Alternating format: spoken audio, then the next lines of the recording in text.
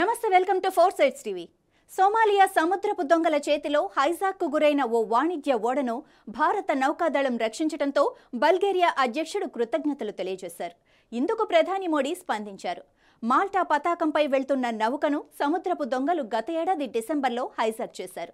ఇతర దేశాల ఓడలను దోచుకునేందుకు దాన్ని మదర్షిప్గా ఉపయోగించే ప్రమాదముందని భారత నేవీ గుర్తించింది.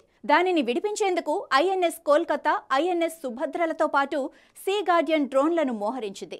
అరేబియా సముద్రంలో దాదాపు 40 గంటల పాటు సాహసోపేత ఆపరేషన్ సాగించింది. ఇందులో భాగంగా వాయుసేనకు చెందిన C-17 విమానం నుంచి యుద్ధ బోట్లను సముద్రంలో జారవిడటంతో పాటు మెరైన్ కమాండాలను రంగంలోకి దించింది.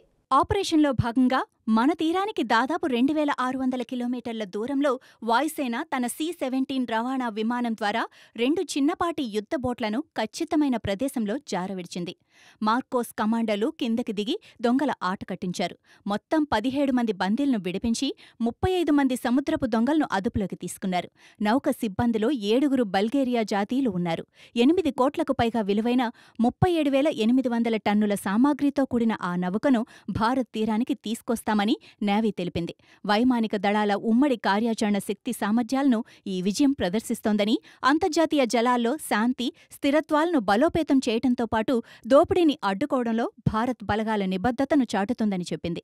ఇదిలా ఉండగా ఎర్ర సముద్రంలో వాణిజ్య నౌకలపై కొంతకాలంగా హూతీ తిరుగుబాటుదారుల దాడులకు దిగుతున్నారు. ఈ నేపథ్యంలో ఆయా జలమార్గాలపై నిఘా ఉంచేందుకు మన నౌకాదళం 10కి పైగా యుద్ధ నౌకలను మోహరించింది.